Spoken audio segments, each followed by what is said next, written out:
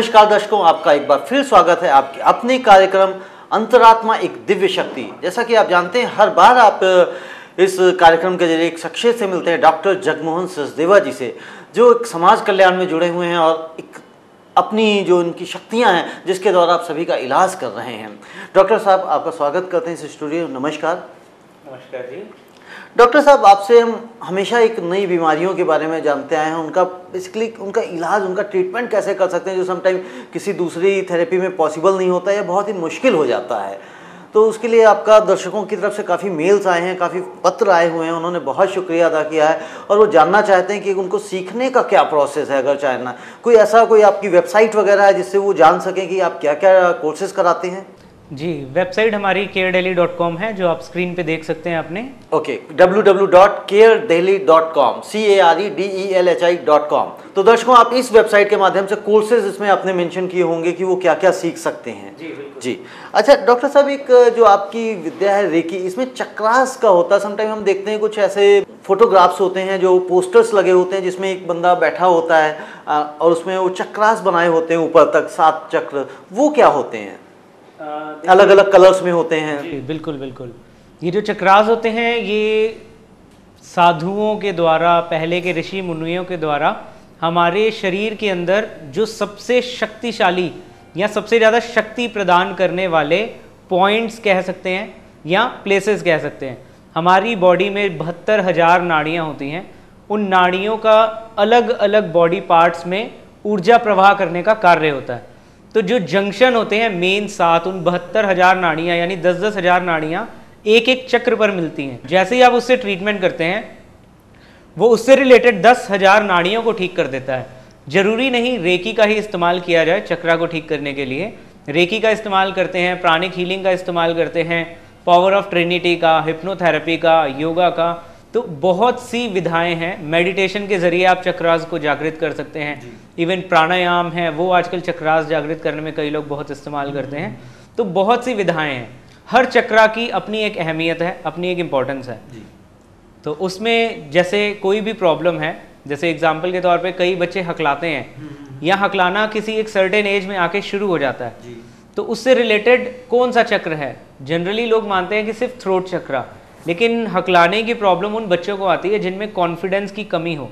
और इवन देखा गया कि कॉन्फिडेंस की प्रॉब्लम जैसे ही होगी, जहाँ पे वो थोड़े से नर्वस होंगे, वहाँ पे उनकी हकलाहट और बढ़ जाती है।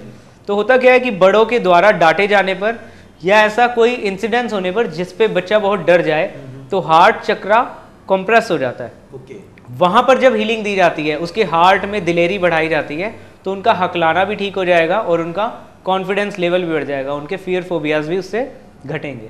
तो ये जो चक्रास कितने चक्रास होते हैं टोटल? ये देखिए, वैसे तो कहा गया है कि हमारी बॉडी में हर जगह पर कोई ना कोई चक्र मौजूद होता है। इवन हमारे हाथों में, रेकी में भी हम बताते हैं कि 5 चक्र 6 चक्र तो हमारे हाथों में होते हैं।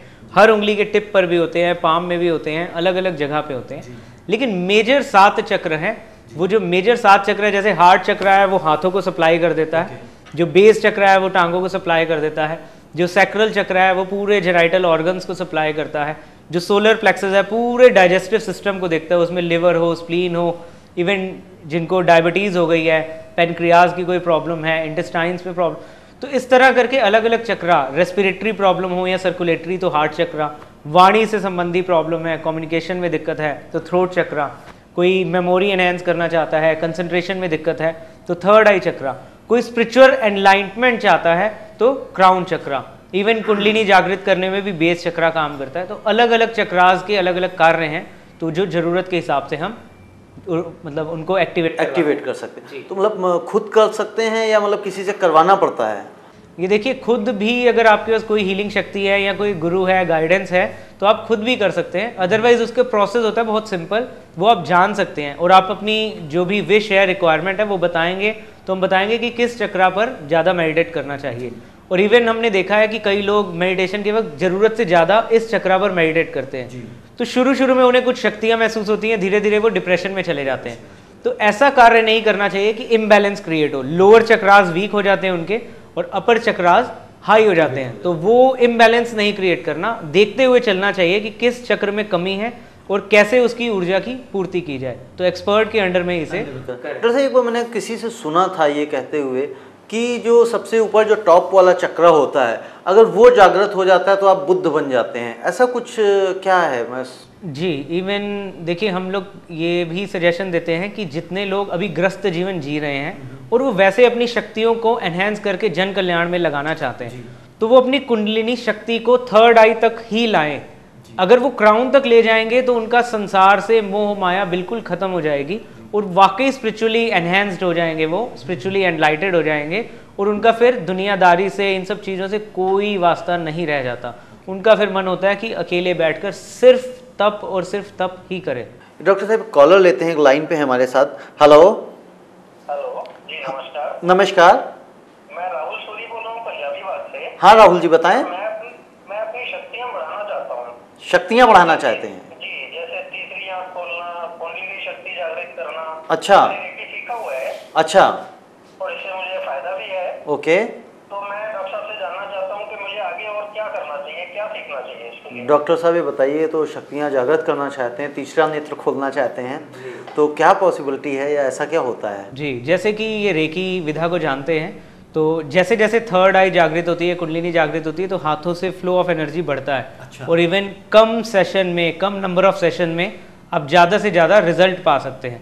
तो ज़्यादा से ज़्यादा रिजल्ट पाना हो तो इनको एक पावर ऑफ ट्रिनिटी होती है, तो पावर ऑफ ट्रिनिटी का जैसे ये इस्तेमाल शुरू करेंगे तो हायर पावर इनके पास आ जाती हैं। उसमें वही किस चक्रा को बढ़ाना है, किस चक्रा को घटाना है, कैसे उसको एनहेंस किया जा सकता है, उससे रिलेटेड जितनी भी डिस्ट्रक्शन रुकावटें हैं उसे डिस्ट्रक्टिव एनर्जी का प्रयोग करके हटा सकते हैं। क्रिएटिव एनर्जी का प्रयोग करके आप अपने तीसरे नेत्र को खोल सकते हैं। क्रिएटिव एनर्जी मीन्स उस जगह की ऊर्जा को बढ़ाना, मोर एंड मोर क्रिएट करना। तो जैसे ही आप इस पावर ऑफ ट्रिनिटी को जानेंगे तो आप बहुत ही जल्दी अपनी तीसरी आंख को खोलना, कुंडलिनी जागृत करना, अपनी सभी शक्तियों को एनहेंस करना कर पाएंगे। जी सुनील जी, आपको आई थिंक अपने प्रश्नों का उत्तर मिल गया होगा कि आप कैसे जागृत कर सकते हैं चीज़ों को, शक्तियाँ कैसे बढ़ा सकते हैं। जी धन्यवाद। चलिए, फिर भी अगर कुछ भी जानकारी रहती है, शंका रहती है, तो आप डॉक्टर साहब से नीचे दिए हुए फ़ोन नंबर्स पे कॉल करके अधिक जानकारी ले सकते हैं, उनसे खुद संपर्क भी कर सकते हैं। जी थैंक यू।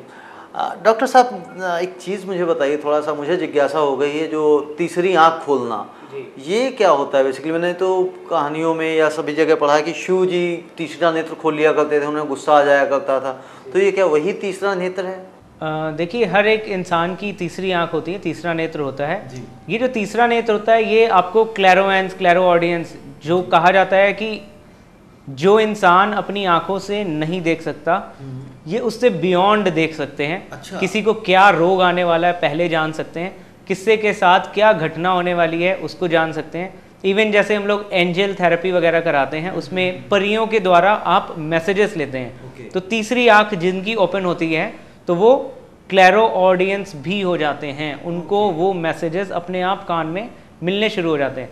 इसमें भी देखा गया कि ये क्लैरो ऑडियंस भी दो तरह के होते हैं। एक है कि जब आप इच्छा रखते हो कि मैंने इस पर्सन के बारे में ये चीज़ जाननी है, तो आप आंखें बंद करते हैं तो आपको उससे रिलेटेड मैसेजेस आते हैं। उसमें एक तरीका और होता है, जब आपकी ये शक्ति और धीरे धीरे बढ़ती जाती है, आप रेगुलर कम्युनिकेशन में रहते हैं, तो एक पर्सन खाना खा रहा है तो खाना खाते ही उसे अपने आप ही मैसेजेस आते हैं कि इस पर्सन के साथ ऐसा होने वाला है, उसे आप ये मैसेज दे दो पहले ही, ताकि वो उससे बचाव कर सके। चलिए दर्शकों, आपने जाना कि आप अपनी शक्तियों को अगर कुछ बढ़ाना चाहते हैं तो कैसे बढ़ा सकते हैं और उनका कैसे अपने जीवन में उपयोग भी कर सकते हैं। डॉक्टर साहब, अब समय हो चला है दर्शकों से विदा लेने का। हम आपसे दोबारा चर्चा करेंगे किसी नए विषय पे, नए टॉपिक के। हमें आज्ञा दीजिए। नमस्कार।